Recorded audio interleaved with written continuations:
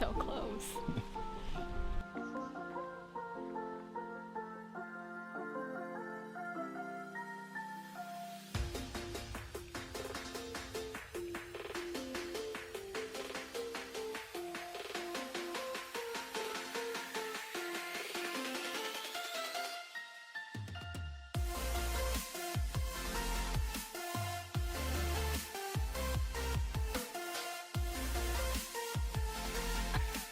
There's no way you could eat it like that, Marmot.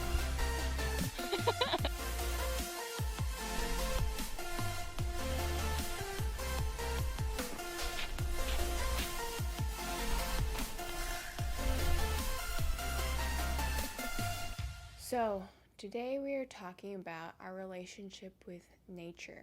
Being someone that lives in the Pacific Northwest, I really identify with the benefits of greenery, but does it go beyond just nice to haves? When you think about the length of time that humans have been on the planet, the time spent in industrial settings, concrete jungles, and modern civilization as we know it has been relatively slim compared to the time that we as humans have spent as hunter-gatherers. Advancement in technology, the economy, and infrastructure have been hugely beneficial for the overall advancement of humankind, but what effect has it had on our overall health, on our mental well-being?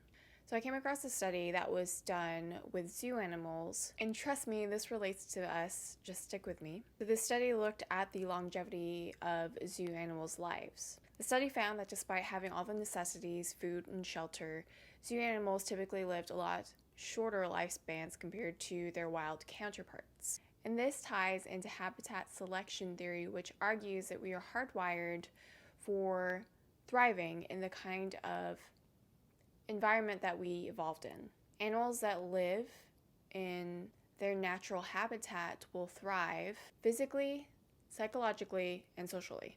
But could this also be true for humans? We do, in fact, see the same effect on humans that we see in zoo animals. So in that sense, the way that most humans live today are kind of on par with how zoo animals and lab animals live today. We have food and we have shelter, and sometimes we think that's enough.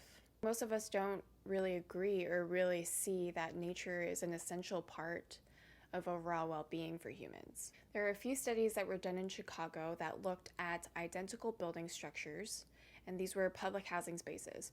But one public housing space had zero greenery, and the place where they had a rooftop garden, it was paved over with concrete, where the other public housing space had a garden and greenery involved. And with everything else kept constant, researchers asked the inhabitants of both those buildings several questions in relation to how they felt towards their neighbors.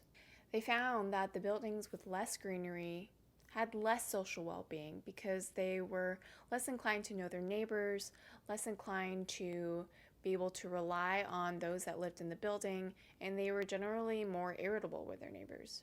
On top of this, there are other data to support these findings. According to the Chicago Police Department, when they looked at different areas that either had green or less green, more or less green, they found that in neighborhooded areas that had more green, with trees, shrubs, parks, there was significantly less crime in that area.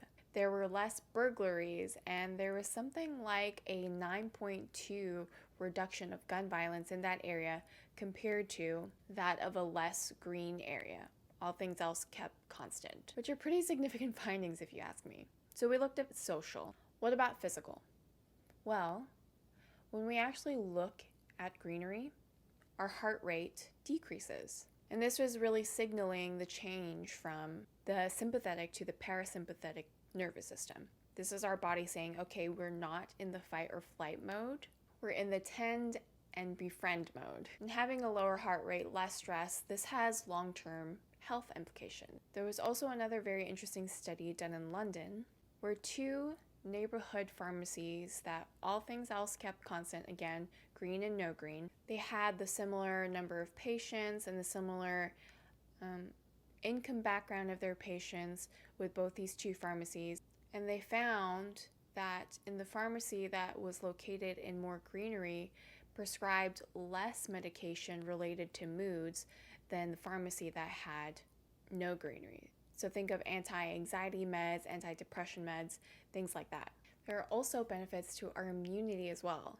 Another study, this video is just full of many studies, when comparing two groups of people, one that went on a 3-day nature retreat and one that remained in city dwellings, those that were surrounded by greenery during this 3-day retreat saw an increase of their natural killer cells by 50%, while those in urban environments saw no change. What's even cooler is that after 30 days, the group that went on the 3-day retreat, they came back and their blood was tested again, and their natural killer cell level was still 25% above the baseline that they had prior to going to this retreat. So this implies that not only is getting out in nature good for your immunity while you're out there, but it has a long-lasting effect. There are many physical, social, and psychological benefits to nature. It goes beyond just a nice to have. It is really nature's multivitamin. So we've talked about all the benefits that the earth gives us. Well, I think I wouldn't do this video justice if I didn't talk about how we can give back to the earth. As I'm sure most of you are aware, the West Coast is currently experiencing devastating amount of wildfires. This is occurring all along the West Coast in Washington, Oregon, and California. And this is something that I have experienced personally living in Seattle, where the smoke has been pretty bad for about the past week. Seattle has had, I think it's currently like number 3 worst air quality in the world, so we're advised to stay in right now because the smoke is so bad. And I am fortunate enough to work from home, so I don't spend a lot of time going outside. However, after spending 5 days inside and finally going on a drive, I really saw how bad the smoke was.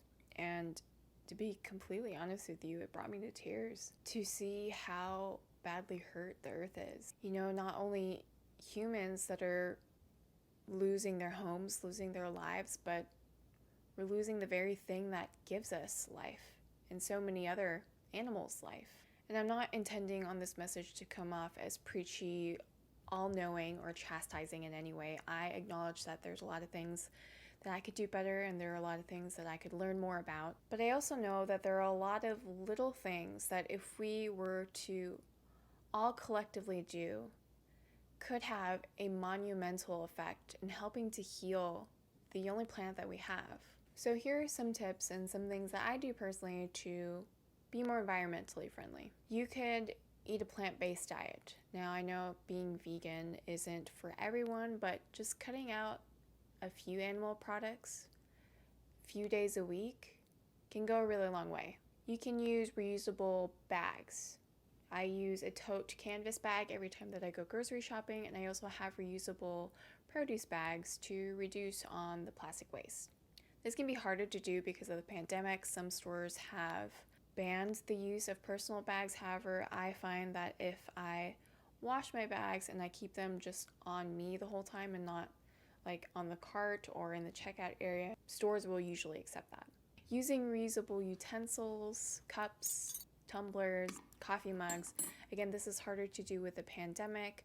However, something that you can do the next time you order takeout is tell them you don't need any utensils and use the utensils that you have at home. You could carpool, and the plus side of this is that you get company and you get perks. It'll usually be cheaper that way, and you can use the carpool lane.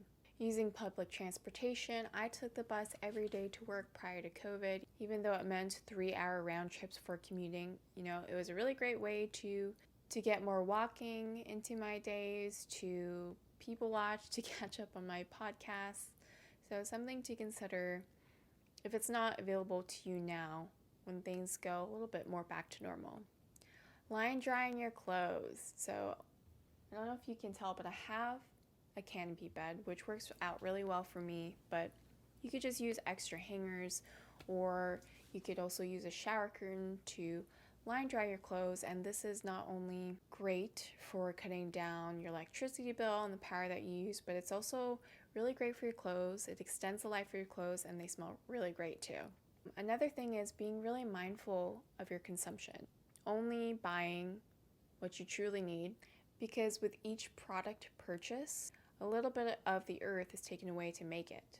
So if we're constantly consuming things that we don't use and don't need, and those products could end up in landfills, this perpetuates the problem. And this isn't to say that you don't shop at all. If you use online retailers such as Amazon, consider condensing your purchases to one time a month. So for example, I wait till the end of the month to make my purchases and make one big purchase instead of many little ones. And this cuts down on the use of packaging materials and also decreases the shipping effects that shopping has on the environment. And all these goes along with the usual of not littering and also being mindful of how your actions affect the environment. And I want to end by leaving you with this. Imagine a world if we all took one step towards the greater good of all humans, all living things, and for our planet.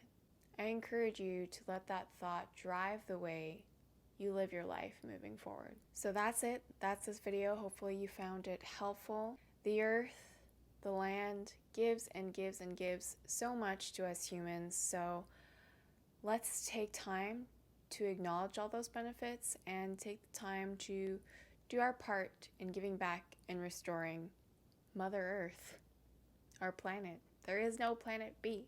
So hopefully you found it helpful, and if you did, would very much appreciate it if you gave this video a thumbs up and hit that subscribe button so that you don't miss any future videos. So with that, I'll see you all next time.